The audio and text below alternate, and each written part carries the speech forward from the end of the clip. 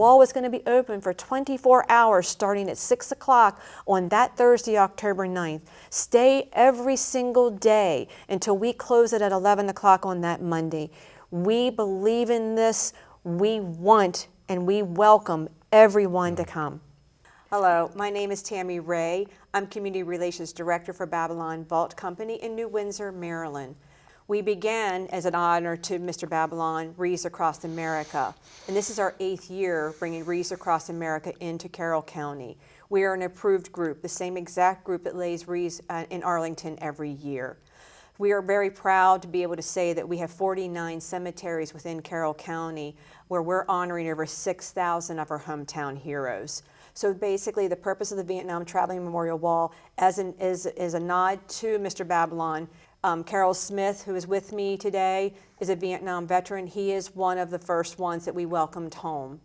So seeing the impact of them and the battle scars that they have physically and mentally is important that we bring the wall to Carroll County to allow our Vietnam veterans and Vietnam veterans in our neighboring counties the opportunity to come to the county to see the wall in a place that they call home. Hi, my name is Carroll Smith. I'm a Vietnam veteran, Army. I served in 1969 to 1972, my full military service. My Vietnam time was 1970 to 71. I was with the 34th Engineer Battalion. Our mission, we built roads and paved roads. We built bridges and paved roads. To actually visit the wall in DC, it's a very humbling experience. You don't realize 58,000 names till you see that wall and you actually visually see it. It's just a humbling experience to imagine. I was a guardian to both a Korean War and a Vietnam veteran, taking them to the city to be able to see their monuments. And I remember Theo was my Korean War veteran and Joe was my Vietnam veteran, but both of those had brothers in arms on that wall. So as we rounded the corner from the Korean War Memorial, they saw out of the corner of their eye this wall. And both of them were on canes, but they had a pep in their step. They said, Tammy, we need to find such and such. We went to the locator, we found their names. They quickly, and I mean quickly, made way to find their panel. And I remember Theo taking his cane, reaching up, and found his name with tears coming out of his eyes. And we did the rubbing, and he handed me that rubbing, and he says, would you please protect this for me? It was a drizzly day, and I tucked that inside my jacket, knowing what this meant to him. Joe, we found his panel, and he stood there and he saluted that wall. Again, a whole new meaning of the why. And it comes back full circle of the importance of bringing this wall back to our county to allow those that cannot make that trip to DC and give them an opportunity to see it, touch it, remember, and to be able to start their healing journey. Our priority is to make sure that our Vietnam veterans know that we're there for them, we see them, we hear them. We want them to be able to see that wall, to feel that wall, to basically bring them back to their brothers in arms at the end of the day. But we also want to take this a step further.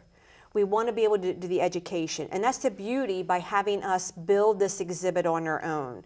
The wall itself is going to be coming through it's going to be 6 feet tall, 300 feet from wing to wing. And it will take approximately 30 people over a course of 2 to 3 hours to put this wall together. It'll be a group thing for us veterans to work together to put this wall together. As Tammy said, she's had a squad of us. We've been supporting with her, working to get this to come about. The educational component is our opportunity to bring the educational piece by having individual exhibits for different components of this war.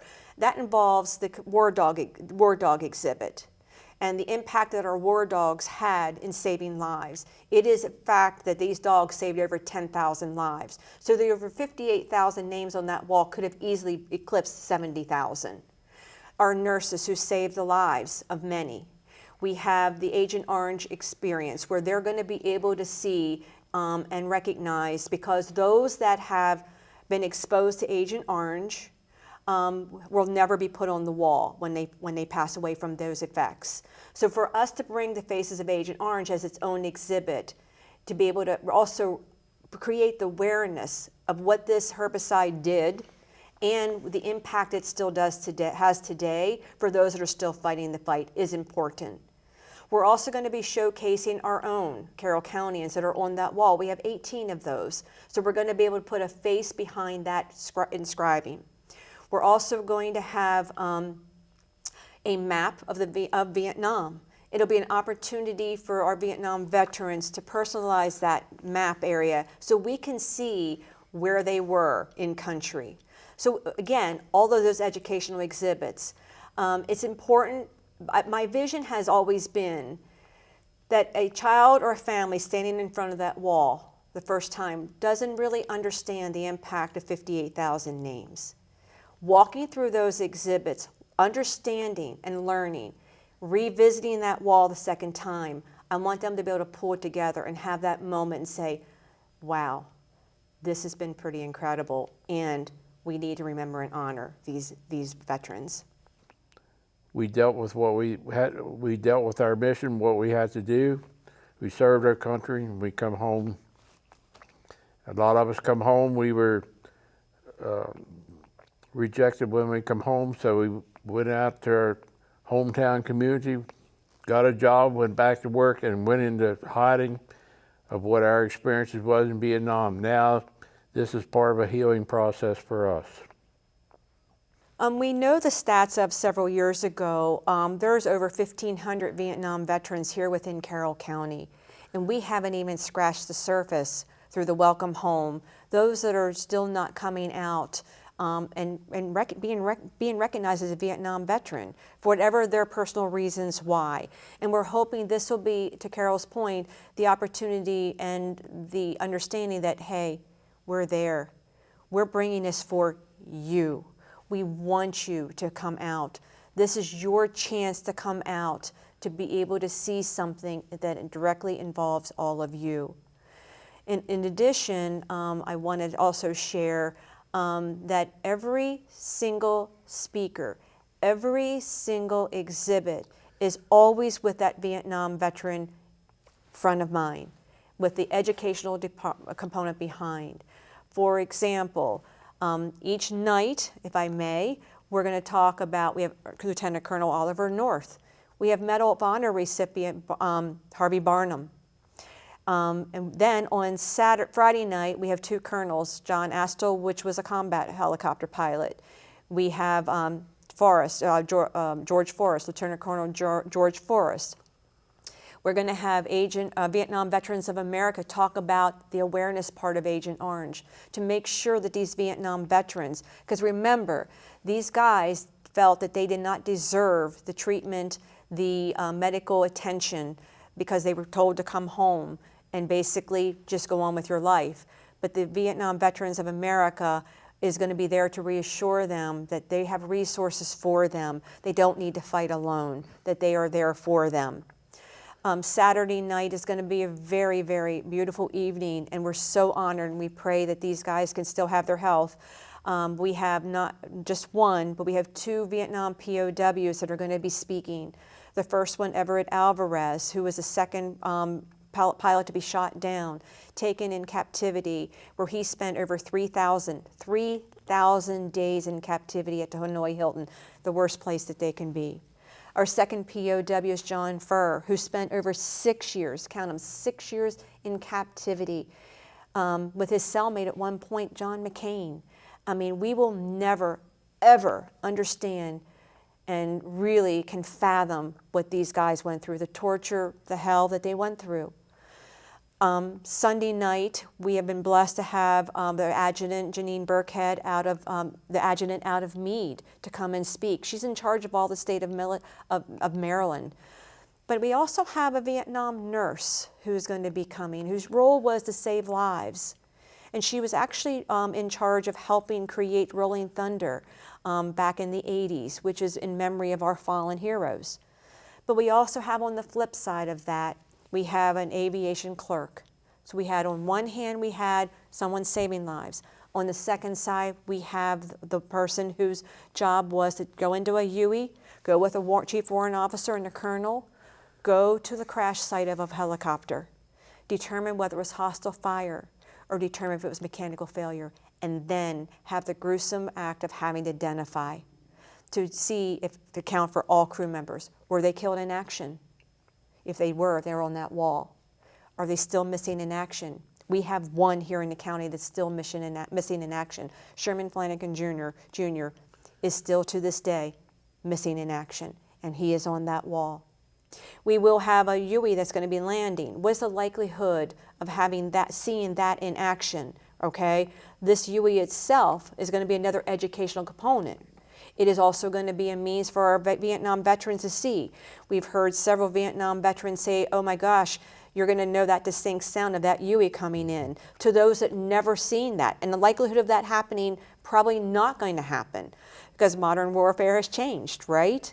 Having a static UE on display for them to sit in that jump seat to experience what it possibly could have been like.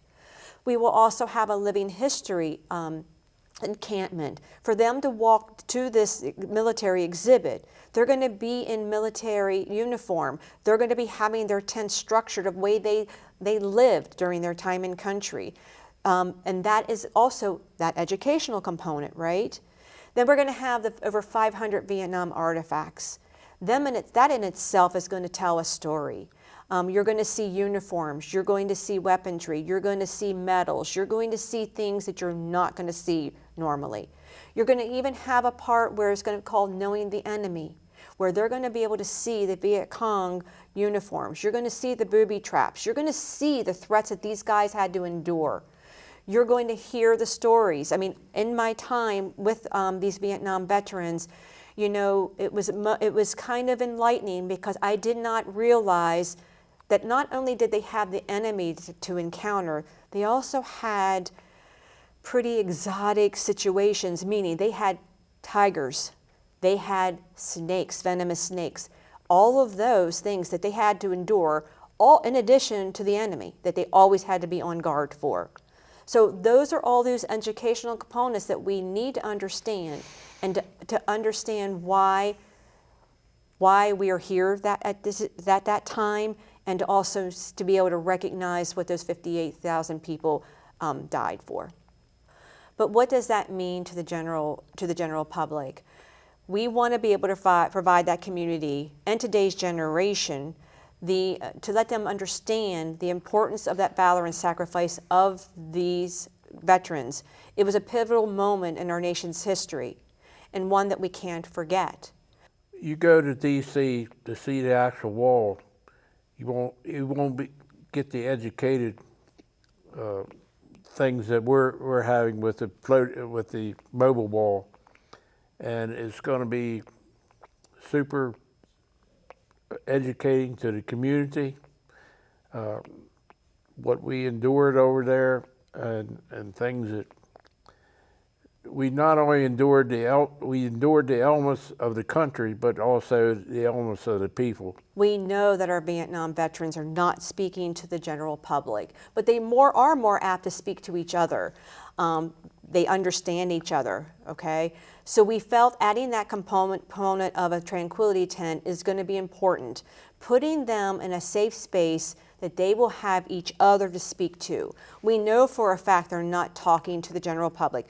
We know for a fact that a lot of them aren't even sharing within their own family, but they will speak to one another. And giving them that safe space to go is important for them, because their healing journey will begin or be well on their way. Most of the time we don't bring up our experiences from Vietnam with our families, with outside people, so it'd be a way for us to convey to our fellow veterans about things that happened in Vietnam, things we did, and like that. It's just part of our healing also.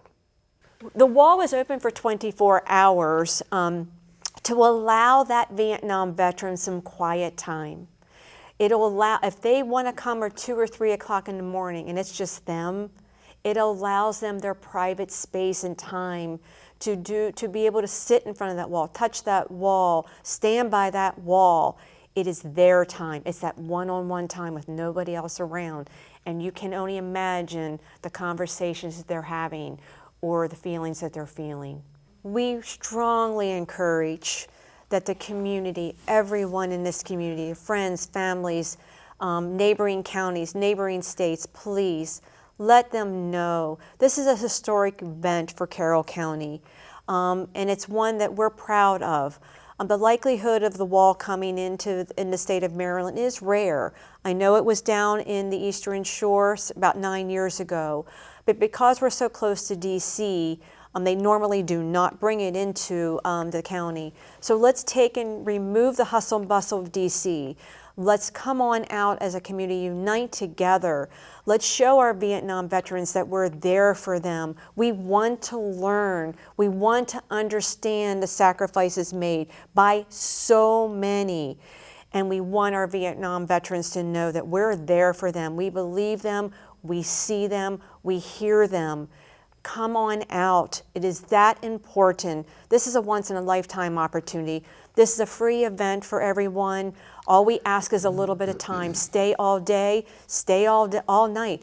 And as I've said many time again, Carroll County is a patriotic community. I have seen that with Wreaths Across America. To be sitting here 8 years later, to be able to grow to 49 cemeteries means that we bleed red, white, and blue in this county. And I believe in my heart of hearts that Carroll County is going to come on out. They're going to bring their friends and their family from all over these neighboring counties and to come in here and share this time with us as we remember, honor, and heal.